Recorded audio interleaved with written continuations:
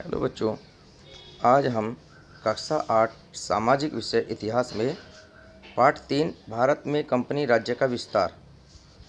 आज आपको ये पाठ पढ़ा रहे हैं तो ध्यान से सुनेंगे। जिस समय अंग्रेज भारत के उत्तर पूर्वी भाग में अपने साम्राज्य का विस्तार कर रहे थे, उसी समय दक्षिण भारत के मैसूर, हैदराबाद तथा मराठा राज्य के शासक अपनी युद्ध में व्यस्त थे। देश के शासक प्राय अपनी सीमा के विस्तार या उत्तराधिकार के लिए संघर्षरत थे। जो राजा शासक अपने को कमज़ोर समझते थे, वे अंग्रेज़ों की शरण में चले जाते थे। शासक अंग्रेज़ों की मदद मांगने के लिए जाते थे, उन्हें अंग्रेज़ सैनिक मदद देते थे। अंग्रेज़ बदले में उस व्यक्ति से जीते हुए राज्य का कुछ भाग व अन्य रियासतें भी ले लेते थे। भारतीय शासक अंग्रेज़ों के साथ हाथ की कठपुतली बनकर रह गए थे। अंग्रेज लगभग 90 वर्षों में 1764 ईस्वी से 1856 ईस्वी तक भारत में अधिकांश हिस्से पर राज्य करने लगे। अंग्रेजों ने विभिन्न नीतियों के अंतर्गत, जैसे वेलेस्ली की सहायक संधि नीति, डलहौजी की विलय नीति, कुशासन का आरोप लगाकर राज्य हड़पना और युद्ध में पराजित करके शासकों को से लाखों रुपए आर्थिक लेना व फूट डालना और राज करना जैसी कूटनीति के जरिए भारत में राज्यों को कंपनी राज्य में मिलाया गया। मैसूर विजयनगर साम्राज्य के पतन के पश्चात से ही मैसूर राज्य अपनी स्वाधीनता को बनाए रखा था। 18वीं शताब्दी के प्रारंभ में हैदर अली ने मैसूर की सेना में एक साधारणतः अधिकारी के रूप में कार्य प्रारंभ किया और शीघ्र ही वह कंपनी कुशाग्र बुद्धि द्वारा सेना में उच्च पद तक पहुंच गया। 1761 ईस्वी में उसने मैसूर राज्य पर अपना अधिकार कर लिया। उसने बिंदूर, सुधा, सैदा, कन्नड़ और मालाबार के इलाकों को जीत लिया। मालाबार की जीत से हैदर अली की सत्ता का समुद्र तट तक विस्तार हो गया। इससे अंग्रेजी साम्राज्य आशंकित होना स्वाभाविक था। दोनों के मध्य संघर्ष अवश्यंभावी था। अतः 1767 से 1799 ईस्वी के मध्य मैसूर एवं अंग्रेजों में निम्नलिखित युद्ध होते रहे। प्रथम आंग्ला और मैसूर युद्ध 1767 ईस्वी से 1769 ईस्वी। हैदर अली को अपने आगे बढ़ने से रोकने के लिए अंग्रेजों ने हैदर अली के विरुद्ध निज़ाम, मराठों तथा कर्नाटक के नवाब का एक सम्मिलित मोर्चा बनाया, किंतु हैदर अली विचलित नहीं हुआ और उसने मराठों को धन देकर तथा निज़ाम को प्रदेश का प्रलोभन देकर अपनी ओर मिला लिया। इसके पश्चात उसने कर्नाटक पर आक्रमण कर दिया। 1.5 वर्ष तक युद्ध होता रहा। हैदर अली ने मद्रास और चेन्नई को घेर लिया। 4 अप्रैल 1769 ईस्वी को हैदर अली तथा अंग्रेजों के मध्य संधि हो गई। इस संधि के द्वारा जीते हुए प्रदेशों को एक दूसरे को लौटा दिए गए तथा विपत्ति में एक दूसरे की सहायता करने का वचन भी दिया। इस प्रकार से ये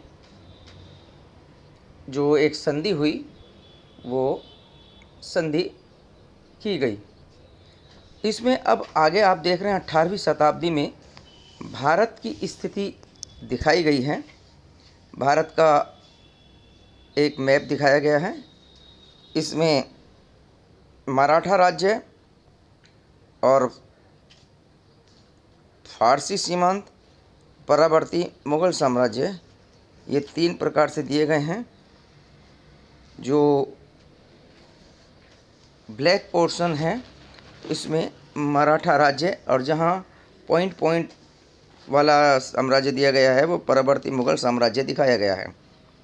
और जो चित्र आप ये देख रहे हैं, इसमें कुछ जगह पर जैसे मुल्तान, सिंध और पेशावर के पास में जो क्षेत्र हैं वो फ्रांसीसी सीमांत क्षेत्र है। फारसी सीमांत क्षेत्र है जहाँ पर ऊपर लाइनें दिखाई गई हैं। इसमें 1771 ईस्वी में जो संधि हुई थी, मराठों से हैदर अली पर आक्रमण कर लिया गया था। इसमें 1769 ईस्वी में हैदर अली अंग्रेज़ों के मध्य जो संधि हुई थी, इसके अनुसार अंग्रेज़ों ने हैदर अली की सहायता नहीं की। इससे हैदर अली ने निज़ाम तथा मराठों से मिलकर अंग्रेज़ों के विरुद्ध एक संयुक्त मोर्चा बनाया। जुलाई 1780 ईस्वी में हैदर अली ने कर्नाटक पर आक्रमण कर दिया। कर्नल वैली के अधीन अंग्रेजी सेना को पराजित कर अकाल्ट जीत लिया और इसी बीच अंग्रेज़ों ने निज़ाम तथा मराठों को हैदर अली से अलग कर दिया। हैदर अली ने इस स्थिति का सामना किया, परंतु नवंबर 1781 में यह पराजित हो गया। 1782 ईस्वी में हैदर अली ने अंग्रेज़ों को बुरी तरह से हराया। 6 दिसंबर 1782 ईस्वी को हैदर अली की मृत्यु हो गई और हैदर अली की मृत्यु के पश्चात उसके पुत्र टीपू सुल्तान ने राज्य का उत्तरदायित्व संभाला। टीपू ने 1 वर्ष तक युद्ध जारी रखा। अंत में दोनों पक्षों में मार्च 1784 ईस्वी में मैंगलोर की संधि हुई और दोनों ने एक दूसरे के जीते हुए प्रांत लौटा दिए। तीसरा आंगला और मैसूर युद्ध 1790 से 1792 ईस्वी में यह युद्ध हुआ था। अंग्रेज़ों का मैसूर के विरुद्ध तीसरा टकराव 1790 ईस्वी में हुआ और टीपू कोचीन रियासत को अपने अधीन मानता था। त्रावणकोर के महाराजा ने डचों से कोचीन रियासत में स्थित जैकोट तथा कगरानूर मोल लेने का प्रयत्न किया, जिसके कारण टीपू ने आक्रमण कर दिया। अंग्रेज़ों ने त्रावणकोर के राजा के पक्ष में टीपू सुल्तान पर आक्रमण किया। अंग्रेजी सेना वेल्लोर तथा अंबूर से होती हुई बेंगलोर तक पहुंच गई, जिसे उसने मार्च 1791 ईस्वी में जीत लिया। अंग्रेजी सेना श्रीरंगपट्टम तक पहुंच गई। अंग्रेज़ों ने कोयम्बटूर भी जीत लिया, परंतु शीघ्र ही वे पुनः उसे अपने हाथ से खो बैठे। मराठा तथा निज़ाम की सहायता से उन्होंने पुनः श्रीरंगपट्टम की ओर चढ़ाई की। टीपू इसका कड़ा विरोध करता रहा। जब टीपू ने देखा कि युद्ध जारी रखना असंभव है, तो उसने 1792 ईस्वी में श्रीरंगपट्टम की संधि कर ली। इस संधि के अनुसार उसे अपने राज्य का आधा भाग अंग्रेज़ों तथा उनके साथियों को देना पड़ा। इसके अंतर्गत अंग्रेज़ों को मालाबार, टिड्डीगुल तथा मालाबार गिफ्ट में मिला। टीपू को 3 करोड़ रुपया युद्ध क्षति के रूप में भी देना पड़ा। युद्ध के इस दौर में टीपू की बहुत क्षति हुई। वह अपने राज्य को पूर्णतः समाप्त होने से बहुत मुश्किल से ही बचा पाया। चौथा आंगला मैसूर युद्ध 1799 ईस्वी, जो कि 1798 ईस्वी में हुआ था। लॉर्ड वेलेस्ली भारत आया, जो एक साम्राज्यवादी गवर्नर जनरल था। लॉर्ड वेलेस्ली ने देसी राजाओं को अपने अधीन करने की योजना बनाई। उसकी यह योजना सहायक संधि कही जाती है। अब सहायक संधि का प्रश्न बहुत महत्वपूर्ण है और ये प्रश्न पूछ लिया जाता है, सहायक संधि किसे कहते हैं, सहायक संधि की क्या शर्तें थी। तो इसको ध्यान से सुनेंगे, समझेंगे। सहायक संधि क्या चीज़ है। सहायक संधि के अंतर्गत देसी राजाओं पर यह दबाव डाला गया कि वे अंग्रेज़ों के संरक्षण में आ जाएं और उसके बदले में अंग्रेजी राज्य उनकी आंतरिक सुरक्षा व बाह्य शक्तियों से रक्षा करने का उत्तरदायित्व अपने ऊपर लेगा। दूसरा, इस संधि को स्वीकार करने वाले शासकों को कंपनी का आधिपत्य स्वीकार करना पड़ेगा। तीसरा, इन शासकों को अपने खर्चे पर अंग्रेजी सेना की एक टुकड़ी भी रखनी पड़ेगी। चौथा, खर्च वहन न कर पाने की स्थिति में अपने राज्य का कुछ भाग कंपनी को देना पड़ सकता है। कंपनी की अनुमति के बिना उन्हें किसी से भी युद्ध अथवा संधि करने का कोई अधिकार नहीं है। छठा, उन्हें अपनी राजधानी में कंपनी सरकार का रेजिमेंट रखना पड़ेगा जो राज्य की निगरानी करता रहेगा। इस नीति के अंतर्गत अंग्रेजों ने मैसूर, तंजौर, सूरत, कर्नाटक, हैदराबाद पर कब्जा कर लिया। ये थी सहायक संधि की प्रमुख शर्तें। इस प्रकार से अंग्रेजों ने सहायक संधि की थी। इस बीच वेलेस्ली ने यह निश्चय किया था कि जो टीपू का अस्तित्व पूर्णतः समाप्त कर देगा या अथवा उसे अपने अधीन बना लिया जाएगा। इसके लिए उन्होंने टीपू सुल्तान पर दोष लगाया कि वह निजाम तथा मराठों के साथ मिलकर अंग्रेजों के विरुद्ध षड्यंत्र रच रहा है, विभिन्न देशों से मिलकर अंग्रेजों के विरुद्ध व्यवहार कर रहा है। ये सभी आरोप उनके उद्देश्य पूर्ति के लिए पर्याप्त थे। अंग्रेज अप्रैल 1799 ईस्वी में उसने टीपू के विरुद्ध अभियान आरंभ कर दिया। मई 1799 को अंग्रेजों को श्रीरंगपट्टनम का दुर्ग मिल गया। टीपू बहादुरी से लड़ा और वीरगति को प्राप्त हुआ। मैसूर पर अंग्रेजों का आधिपत्य स्थापित हो गया। दक्षिण भारत के इतिहास में टीपू सुल्तान एक का महत्वपूर्ण स्थान है। उसने अपनी वीरता, साहस तथा आत्मविश्वास को कभी नहीं छोड़ा। वेलेस्ली की सहायक संधि का निमंत्रण अस्वीकार कर दिया और उसकी एक प्रिय उक्ति थी कि एक शेर की तरह एक दिन जीना बेहतर है, लेकिन भेड़ की तरह लंबी जिंदगी जीना अच्छा नहीं है। इस उक्ति के अनुसार वो अपने जीवन पर्यंत पालन करता रहा और श्रीरंगपट्टनम के द्वार पर लड़ता हुआ वीरगति को प्राप्त हो गया। मराठों से संघर्ष। मुगल साम्राज्य की पतनावस्था में मुगलों की केंद्रीय सत्ता निर्बल तथा प्रभावहीन हो चली थी।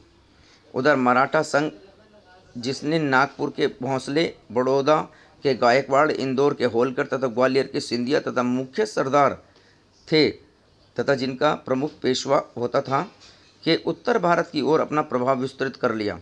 परंतु अफगान शासक अहमद शाह अब्दावली ने भारत पर अधिकार करना चाहता था, जो मराठा संघ की सेनाओं को सन 1761 में पानीपत के तीसरे युद्ध में पराजित किया, जिसने मराठा शक्ति बहुत क्षीण हो गई और मराठों को काफ़ी हानि हुई।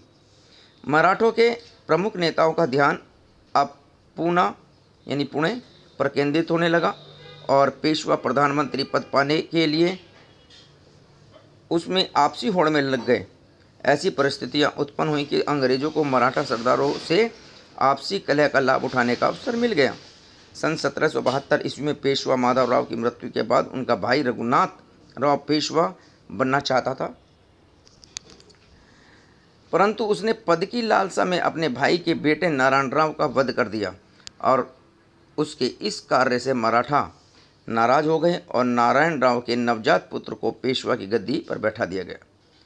उसकी सुरक्षा और शासन का संचालन करने के लिए नाना फडणवीस की देखरेख में एक संरक्षण परिषद का गठन किया गया। रघुनाथ राव अंग्रेजी शरण में चला गया और उसने अंग्रेजों से सहायता मांगी। वे इसके लिए ही तैयार बैठे थे। अंग्रेजों और मराठों के बीच प्रथम मराठा युद्ध 1775 से 82 ईस्वी में हुआ, जो 7 वर्षों तक चलता रहा, किंतु नाना फडणवीस के कुशल नेतृत्व तथा मराठों की सैन्य शक्ति के आगे अंग्रेजों की अधिक सफलता न मिल सकी। अंत में सालबाई नामक स्थान पर 1782 ईस्वी में दोनों पक्षों के बीच एक संधि हुई। इसके अनुसार नारायण राव के नवजात पुत्र पेशवा स्वीकार कर लिया गया और सन 1800 ईस्वी में फडणवीस की मृत्यु हो गई और मराठों पर अपनी संघर्ष के बादल फिर मंडराने लगे। मराठों ने वेलेस्ली की सहायक संधि से अपने को दूर रखा, किंतु नाना फडणवीस की मृत्यु के बाद सिंधिया और होलकर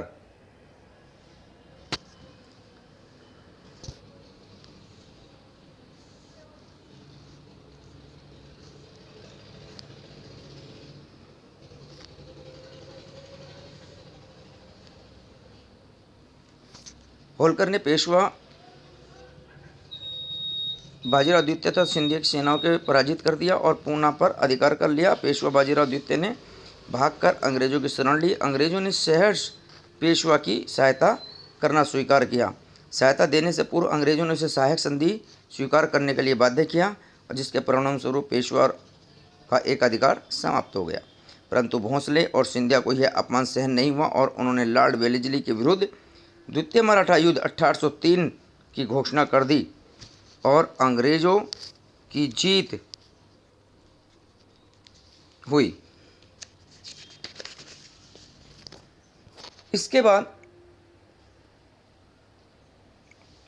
जो अंग्रेजों का स्थिति थी, इस अपमानजनक संधियों के द्वारा विवश कर दिया गया और सिंधिया को अंग्रेजों के साथ सुरजी अर्जनगांव की संधि तथा भोंसले को अंग्रेजों के साथ देवगांव की संधि करनी पड़ी। संधि के तहत दोनों मराठा सरदारों को अपने राज्य का काफ़ी हिस्सा अंग्रेजों को देना पड़ा। उन्होंने अपने अपने राज्यों में अंग्रेज रेजिमेंट रखना भी स्वीकार कर लिया। इसके पश्चात कंपनी ने होलकर के विरुद्ध